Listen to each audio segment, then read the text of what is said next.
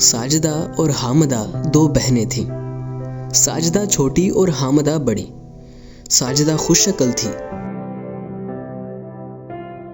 ان کے ماں باپ کو یہ مشکل درپیش تھی کہ ساجدہ کے رشتے آتے مگر حامدہ کے متعلق کوئی بات نہ کرتا۔ ساجدہ خوش شکل تھی مگر اس کے ساتھ اسے بننا سنورنا بھی آتا تھا۔ اس کے مقابلے میں حامدہ بہت سیدھی سادی تھی۔ اس کے خد و خال بھی پرکشش نہ تھے۔ ساجدہ بڑی چنچل تھی۔ دونوں جب کالج میں پڑھتی تھیں تو ساجدہ ڈراموں میں حصہ لیتی۔ اس کی آواز بھی اچھی تھی، سر میں گا سکتی تھی۔ حامدہ کو کوئی پوچھتا بھی نہیں تھا۔ کالج کی تعلیم سے فراغت ہوئی تو ان کے والدین نے ان کی شادی کے متعلق سوچنا شروع کیا۔ ساجدہ کے لیے کئی رشتے تو آ چکے تھے مگر حامدہ بڑی تھی، اس لیے وہ چاہتے تھے کہ پہلے اس کی شادی ہو۔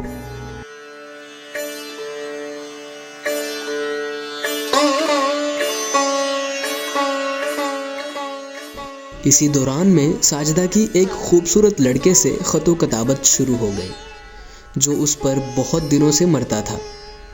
یہ لڑکا امیر گھرانے کا تھا، ایم اے کر چکا تھا اور اعلیٰ تعلیم حاصل کرنے کے لیے امریکہ جانے کی تیاریاں کر رہا تھا۔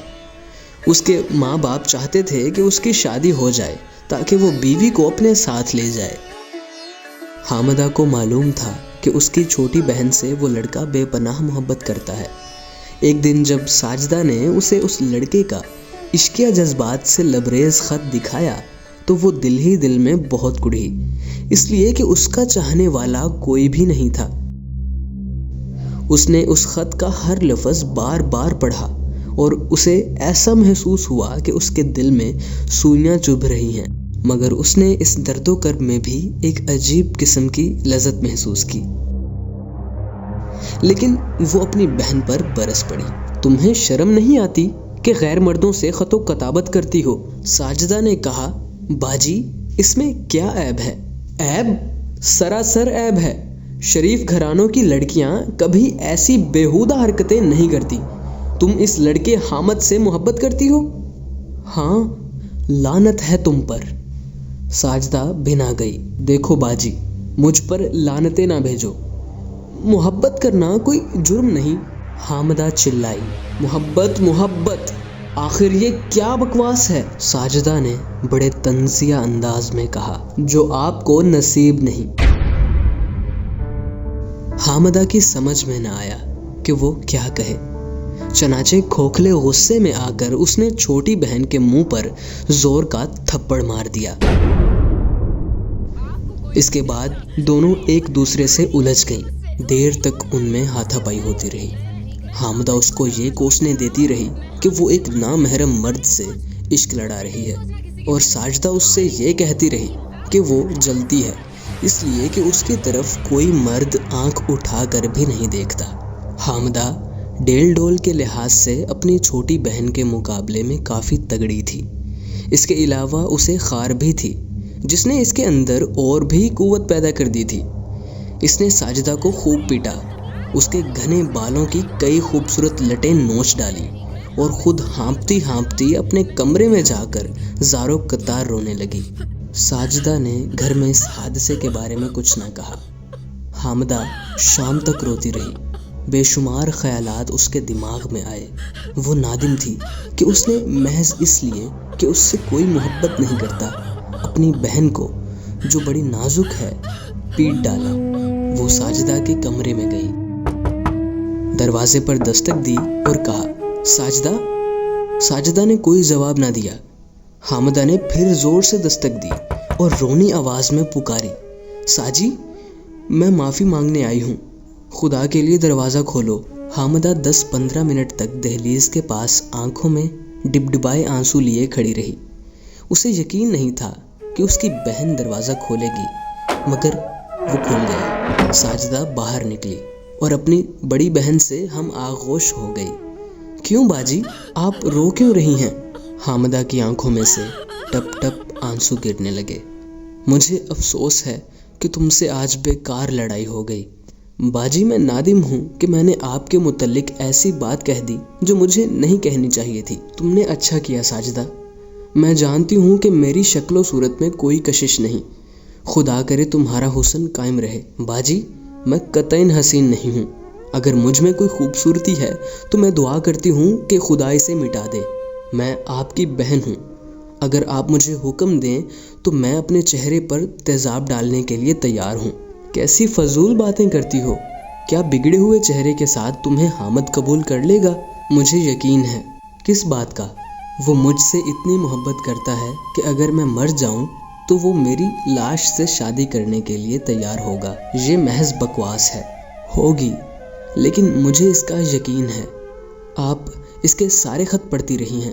کیا ان سے آپ کو یہ پتہ نہیں چلا کہ وہ مجھ سے کیا کیا پیمان کر چکا ہے؟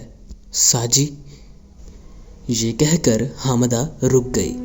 تھوڑے وقفے کے بعد اس نے لرزاں آواز میں کہا، میں عہد و پما کے متعلق کچھ نہیں جانتی، اور رونا شروع کر دیا. اس کی چھوٹی بہن نے اسے گلے سے لگایا، اس کو پیار کیا اور کہا، باجی آپ اگر چاہیں تو میری زندگی سنور سکتی ہے. کیسے؟ مجھے حامد سے محبت ہے. میں اس سے وعدہ کر چکی ہوں کہ اگر میری کہیں شادی ہوگی تو تم ہی سے ہوگی. تم مجھ سے کیا چاہتی ہو؟ میں یہ چاہتی ہوں کہ آپ اس معاملے میں میری مدد کریں. اگر وہاں سے پیغام آئے تو آپ اس کے حق میں گفتگو کیجیے. امی اور ابا آپ کی ہر بات مانتے ہیں. میں انشاءاللہ تمہیں نا امید نہیں کروں گی. ساجدہ کی شادی ہو گئی. حالانکہ اس کے والدین پہلے حامدہ کی شادی کرنا چاہتے تھے.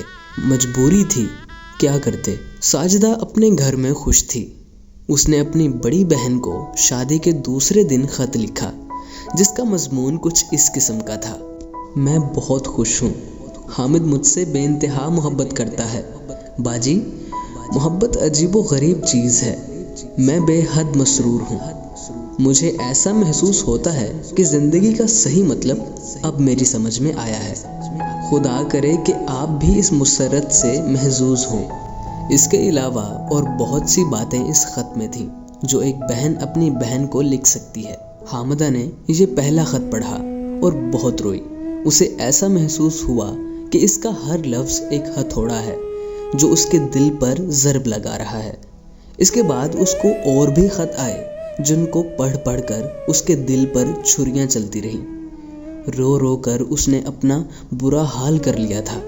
اس نے کئی مرتبہ کوشش کی کہ کوئی راہ چلتا جوان لڑکا اس کی طرف متوجہ ہو، مگر ناکام رہی. اسے اس عرصے میں ایک ادھیڑ عمر کا مرد ملا. بس میں مڑ بھیڑ ہوئی. وہ اس سے مراسم قائم کرنا چاہتا تھا مگر حامدہ نے اسے پسند نہ کیا.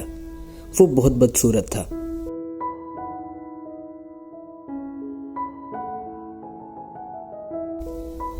دو برس کے بعد اس کی بہن ساجدہ کا خط آیا کہ وہ اور اس کا خاوند آ رہے ہیں. وہ آئے. حامدہ نے مناسب و موزوں طریق پر ان کا خیر مقدم کیا. ساجدہ کے خاوند کو اپنے کاروبار کے سلسلے میں ایک ہفتہ تک قیام کرنا تھا. ساجدہ سے مل کر اس کی بڑی بہن بہت خوش ہوئی. حامد بڑی خوش اخلاقی سے پیش آیا. وہ اس سے بھی متاثر ہوئی. وہ گھر میں اکیلی تھی اس لیے کہ اس کے والدین کسی کام سے سرگودا چلے گئے تھے. گرمیوں کا موسم تھا. حامدہ نے نوکروں سے کہا کہ وہ بستروں کا انتظام صحن میں کر دیں اور بڑا پنکھا لگا دیا جائے. یہ سب کچھ ہو گیا.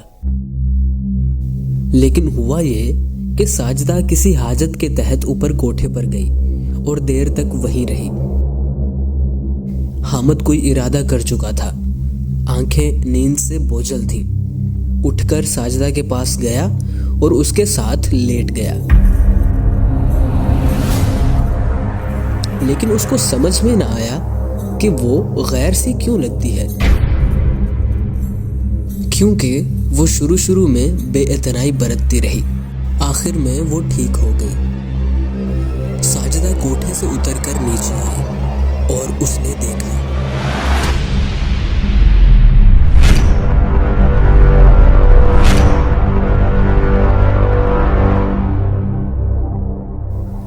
صبح دونوں بہنوں میں سخت لڑائی ہوئی.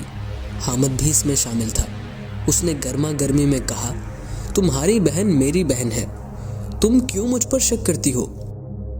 حامد نے دوسرے روز اپنی بیوی ساجدہ کو طلاق دے دی اور 2-3 مہینوں کے بعد حامدہ سے شادی کر لی۔